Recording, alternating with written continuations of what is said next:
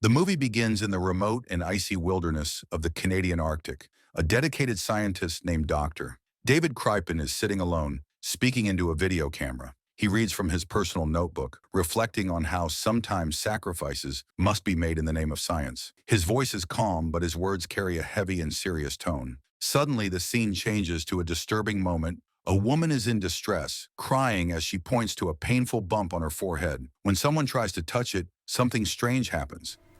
Okay, there, Doug. Do you see that? Jesus. Do you see those hairs? Get. Okay. Shit. And what is wrong with the population? There's too many people. There's way too many people using way too much stuff. That's what. The carbon dioxide in the air is going to turn our atmosphere. Next, a series of fast clips shows the world's current condition. Global warming is now a serious danger. Eco-terrorist attacks are happening regularly, and a strange illness is spreading across the globe. Experts think the disease came from ancient ice that melted due to rising temperatures. Some believe this is nature's way of fighting back, and even link it to old warnings from religious texts. All of this began just a few weeks earlier. In the icy wilderness, Dr. Crippen and his research team spot a polar bear eating something. He signals his assistant, who shoots the bear with a tranquilizer.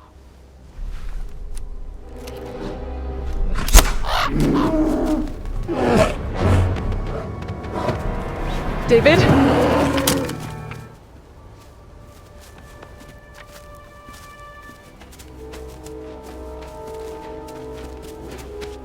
He's only 2 years old.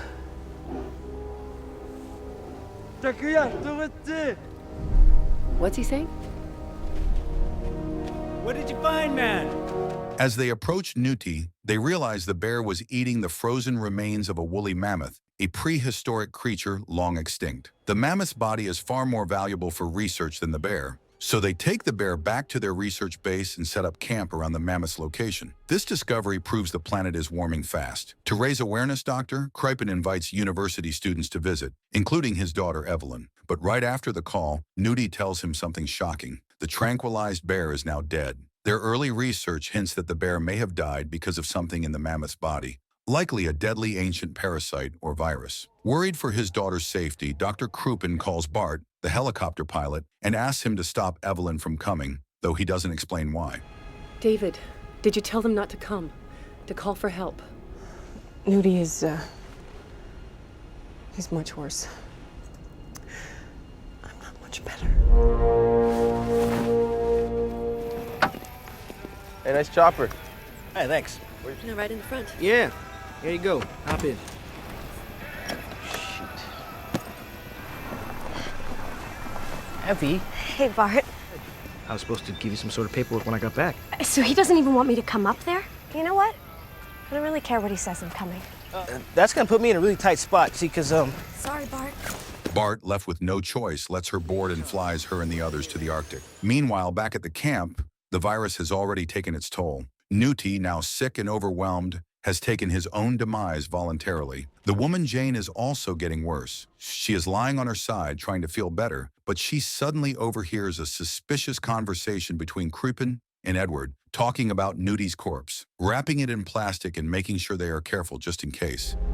Ready for what? Edward.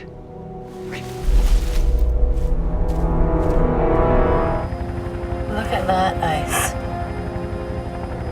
When are we gonna wake up? It's not that easy, buddy.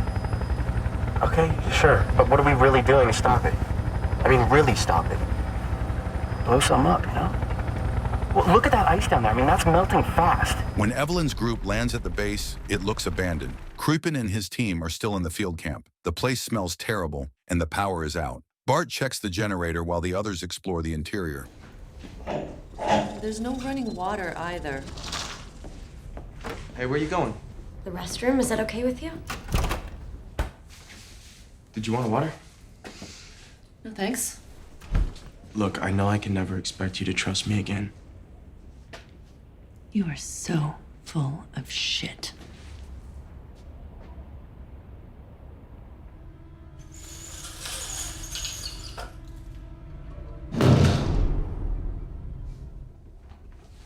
I'm looking for something that belongs to me.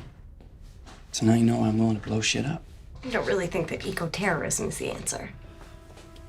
God, it stinks. Don't get so close. Oh my God. Bart sees the bear too and jokes around, even taking a selfie. But something unexpected happens to him. Ow! Something just bit me. I think it's just a flea bite. You're gonna make it. Base station to field station, come in. Dad? Dad, are you out there? Jane, could you please put my dad on? What are you doing here? You're not supposed to be here.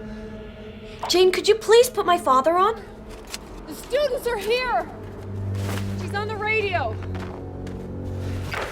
Evelyn, what are you doing here? Where are you? Everybody's waiting. Please, I'll take care of it. I know. We're doing the right thing.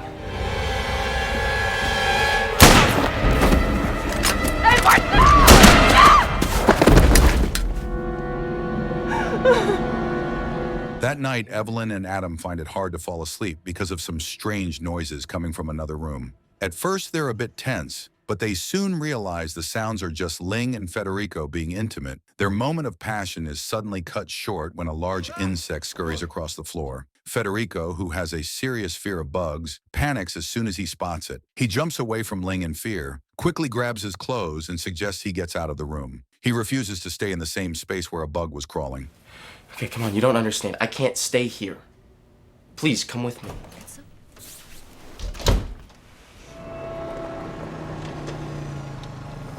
What are you doing? Somebody's here. Jeez Louise, this ain't no flea bite. It's been itchy, man.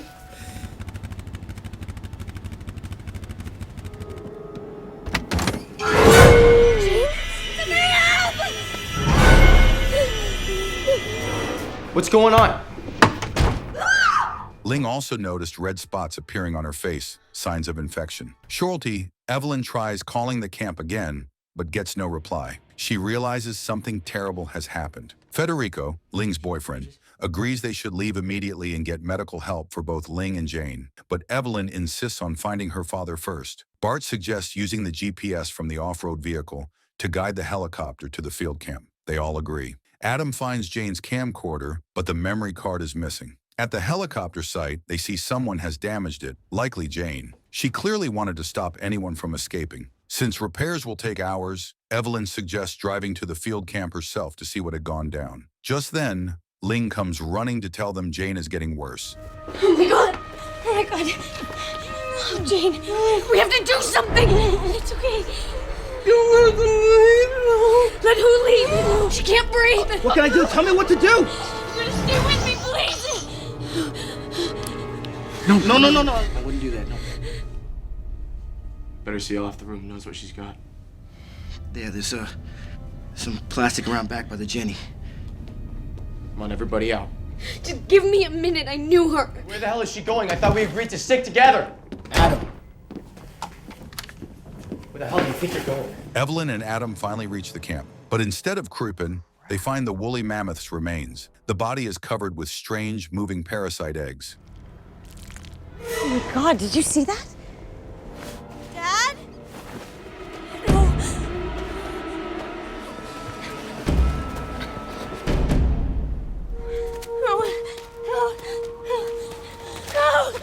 No. Evelyn! No, please! No, God! It's okay. It's okay. This is so unfair! Oh, he's gone, I still hate him! Federico starts experiencing painful symptoms. He urinates blood and believes Ling might have passed something to him. But when Ling begins vomiting, he realizes this is far more serious than he thought. He comforts her, forgetting his earlier suspicion. I'm scared. What happened? Jane shot them all. Krupin too? Look, man, I don't know what a 20 is. I just know that we're in trouble and we need help now. David Krupin's research center. Okay, stand by. You all right? Get out! What are you doing? What are I you need doing? to see her. Look, this room is quarantined, Evelyn. No, please! Evelyn pushed her way in. She had to find out if Jane's death was truly caused by the same strange eggs they saw on the mammoth. When Evelyn lifted Jane's shirt, her fear was confirmed. Dozens of tiny eggs were attached to Jane's skin. Worse, a freshly hatched parasite was hiding in Jane's eye socket. Oh my God, did you see that? What? We gotta move her. We have to get her to the lab. It's a separate structure. The bear's infected too. I radioed for a rescue helicopter. We're getting out of here. We have to call them back and tell them not to come. Excuse me? We have to contact disease control. They'll have time to study this thing Evelyn, we have to get out of here. We have to be quarantined. Quarantine? Maybe we're jumping to conclusions. I mean, we're just students here. Jane was trying to stop us from getting home. Okay, we don't know what happened out there. We think that the insects have bit Ling. This is so sick. No, hey, where are you going? Hey!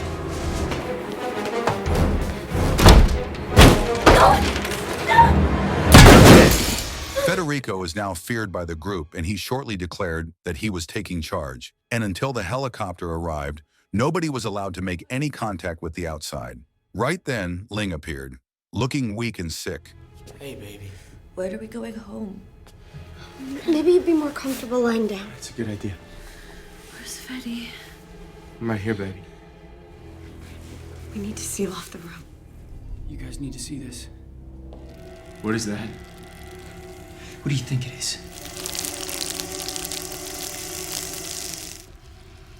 I need to do something about this. Desperate to survive, Bart grabbed a kitchen knife and asked Adam to help him cut off the infected arm. No, don't look at me, man. Bart, no, you'll lose too much blood. We'll burn him out then. I don't see why not. We'll just douse the arm in gasoline. We have to be more prepared. Go on, man. Jab it in. Do it. Evelyn quickly wrapped his wound to stop the bleeding, while Adam used fire to burn the severed arm and kill any remaining parasites on it. Afterwards, they helped Bart onto a couch to rest. Evelyn reached for the first aid kit but found something unexpected, her father's notebook. It was full of details about the parasites. Dr. Cooper. It's a vertebrate, it's not a bug. It says that the males are harmless except... If you're bit by a male, you might not necessarily be infected. We have to see what's on them. We need to know exactly what we're dealing with right now. You're not going back in there. It's completely sealed. You're just gonna bring those bugs back in here with you. You get any bugs on you, you're not coming back in here.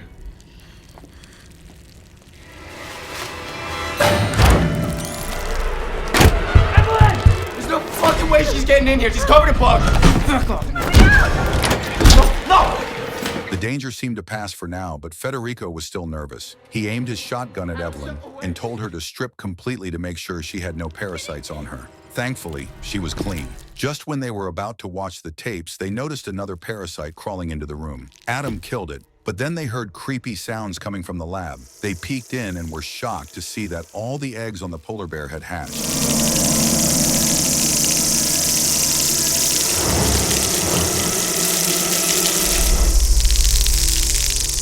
Time to get out of here. Oh my god! Shit, they're coming through the fence. The vertebrates! They're in there with Ling. We gotta sedate her. Give me some drugs, man. Betty, open this door! Betty, oh, please, you have them too! The group was stunned. Federico claimed Ling begged him to do it because she didn't want to suffer anymore. But to their horror, Ling was still alive, even after being shot. Bart, enraged by what Federico had done, punched him hard in the face. Knowing he was already infected, Bart quietly picked up 2 sedatives and walked into the room with Ling, locking the door behind him. He chose to stay with her until the end, accepting his fate. Evelyn, Adam, and the now suspicious Federico prepared to leave the site. But before they could, Evelyn said they all needed to check again. No one could leave unless they were parasite-free. Federico, in fear, suddenly bolted out the door. His behavior made Evelyn realize he was infected too. Federico turned around, furious and scared.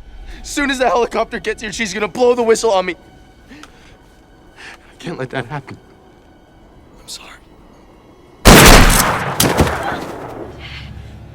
Somehow, Dr. Crouppen had survived the gunshot Jane gave him earlier. She had only hit his shoulder. Evelyn ran to him and hugged him tightly. She asked if he was infected, and Crouppen shook his head. Evelyn told him they had already called for help, but it was too risky to let the parasites spread. The only way to stop the outbreak was to burn the base to the ground. Crouppen agreed and said there was gasoline stored behind the building. Together, they grabbed the fuel and began pouring it inside the contaminated areas. But as they moved through the base, Evelyn began to feel uneasy. something didn't add up. These parasites were discovered in a thawing glacier. Though thousands will die, the threat will surely be contained. But the impact of both will survive. You will know the need to sacrifice. You will know the time is now.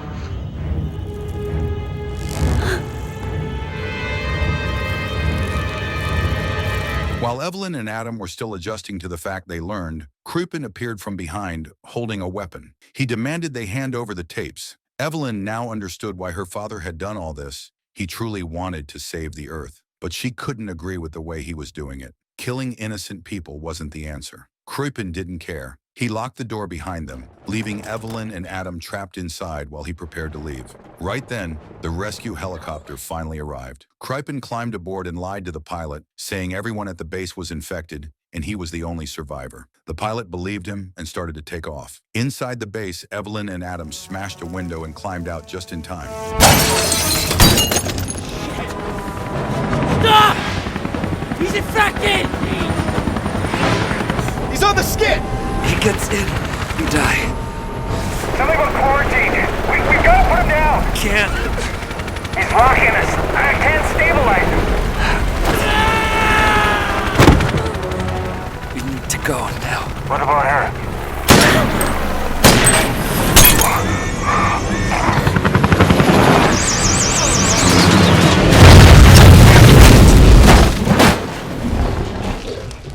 Completely drained, both in body and spirit, Evelyn gathered up her father's handwritten notes and the videotapes. These were the only pieces of evidence left that explained everything that had happened. With shaky hands, she carried them to the second helicopter, which had been damaged but still offered some shelter. She climbed inside slowly, curled up in a corner, and waited in silence, unsure of what would happen next. Time felt like it had frozen. The sky outside changed colors as hours passed, but Evelyn couldn't tell how long she had been unconscious. Then finally, the sound of spinning blades cut through the silence. 2 rescue helicopters appeared above the ruined base and slowly descended. I have a pulse. Come on, let's get her out of there.